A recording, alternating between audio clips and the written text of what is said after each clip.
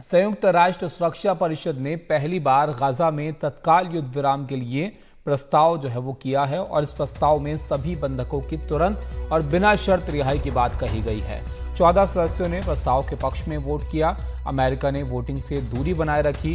Gaza में आम नागरिकों की मौत से अमेरिका परेशान है, वहीं इजराइल हमले को रोकने के लिए तैयार नहीं है। इजराइल हमास जंग के चलते गाजा में अब तक 32,000 से ज्यादा लोगों की मौत हो चुकी है और 74,000 से ज्यादा लोग घायल हुए हैं।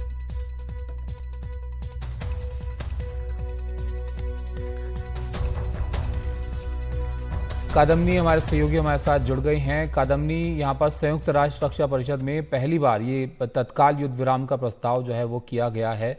अब इसके बाद क्या उम्मीद की जाए वहाँ? देखिए, सबसे पहले तो आपको बता दूं कि पहली बार ऐसा हुआ है कि ये रेजोल्यूशन, ये प्रस्ताव जो है गाजा में फौरन सीज फायर पर ये पास हुआ है। और इसके पहले शुक्रवार को अमेरिका ने जो प्रस्ताव दिया था वो गिर गया था, वो प्रस्ताव नहीं आ पाया था। इस बार जो वोट हुआ है उसमें 14 सदस्य जो हैं इलेक्टेड सदस्यों के साथ उन्होंने फौरन सीज फायर के पक्ष में वोट दिया। अमेरिका ने वीटो नहीं किया जैसा कि वो पहले करता रहा है, उसने एब्सटेन किया, उसने वोट नहीं दिया, इसलिए ये प्रस्ताव पास हो पाया है। गाजा में जैसे आपने भी बताया कि आम नागरिकों की बड़ी संख्या में मौत हुई है और इसके कारण से लगातार यूरोप के देशों और अरब देशों की तरफ से अमेरिका पर भी दबाव है। घर में भी चुनाव के पहले अमेरिका में इस बात को लेकर जबरदस्त दबाव है। जिस तरह से पॉलिसी चली है वहां पर इजराइल हमास युद्ध में, उसको लेकर तो अमेरिका ने इस बार वीटो नहीं किया है, उसने एब्सटेन किया है और इसीलिए ये जो रेजोल्यूशन है वो पास हो पाया है। इसमें रूस ने ये कोशिश की कि वो परमानेंट शब्द भी ऐड करे प्रस्ताव में, लेकिन वो नहीं हो पाया। तो 14 सदस्यों के वोट के साथ और यूएस के वोट से एब्सटेन करने के बाद ये प्रस्ताव पास हुआ है। इसी पिछले हफ्ते जो बातचीत है वो लगातार चल रही है। इसके लिए जो अमेरिका के विदेश मंत्री हैं एंटनी ब्लिंकन, वो भी पिछले हफ्ते इजराइल में भी थे, कतर में भी थे।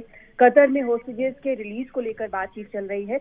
उसके बाद जब वो इजराइल गए तो वहां पर ये सहमति बनी कि रफा में सीज फायर रोकने को लेकर इजराइल की तरफ से एक डेलीगेशन जो है वो वॉशिंगटन आएगा इस हफ्ते। लेकिन इजराइल ने ये कहा था कि अगर सिक्योरिटी काउंसिल में अमेरिका वीटो नहीं करता है तो इस डेलीगेशन का दौरा बेंजामिन नेतन्याहू ने कहा था कि वो रद्द कर देंगे और एग्जैक्टली वैसा ही हुआ है। उन्होंने ये दौरा अभी कुछ ही वक्त पहले रद्द कर दिया है। लेकिन यहाँ पर सबसे बड़ी चीज ये है कि फ्राइडे को जो अमेरिका का प्रस्ताव था उसमें ये कहा गया था सीज फायर को हॉस्टेजेस के रिलीज के साथ जोड़ा गया था। जो बंधक 134 वहां पर गाजा में अभी भी इजरायली बंधक मौजूद हैं, उनकी रिलीज के साथ सीज फायर को जोड़ा गया था, जिसको रूस और चीन ने वीटो कर दिया था। 11 सदस्यों ने पक्ष में वोट दिया था, लेकिन रूस और चीन के वीटो के कारण शुक्रवार को वो पास नहीं हुआ।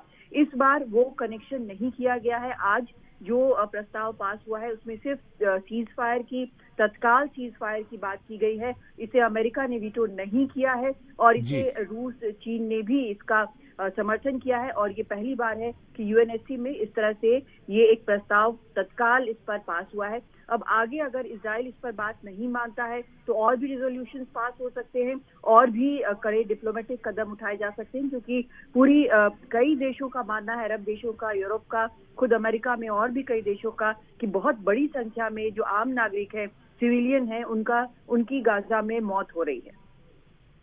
तो कादम्नी, यहाँ पर इस प्रस्ताव को मानने के लिए इजराइल बाध्य होगा? ये माने कि यहाँ पर ये सीजफायर होगा, और अगर नहीं मानता है तो यहाँ पर क्या हो सकता है आगे?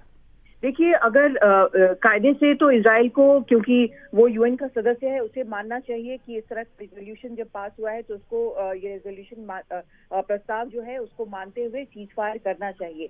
लेकिन अगर नहीं मानता है तो और भी रेजोल्यूशन पास हो सकते हैं और कड़े डिप्लोमेटिक कदम जो हैं वो उठाए जा सकते हैं। लेकिन ये कब उठाए जाएंगे, क्योंकि अमेरिका जो है वो अब तक सबसे जबरदस्त समर्थक रहा है इजराइल के इस ऑपरेशन का, लेकिन वो उसने अभी तक सीज फायर की बात यहाँ पर यूएनएससी में नहीं की थी। भले ही वर्बली करता रहा हो, लेकिन डिप्लोमेटिक स्तर पर उसने इस तरह से जोर देकर नहीं कहा था। तो क्या अब समर्थन जो है वो बंद हो जाएगा, या फिर जो जिस तरह से आर्म्स की सप्लाई हो रही है, जिस तरह से मदद बाकी दी जा रही है, क्या वो बंद होगा, क्या इस तरह के और रेजोल्यूशन आएंगे, ये सब देखना बाकी है। लेकिन इसमें कितना वक्त लगेगा ये भी देखना जरूरी है। और लेकिन अगर यूएन के सभी नियमों के हिसाब से इजराइल चलता है तो उसे फौरन सीज फायर करना चाहिए।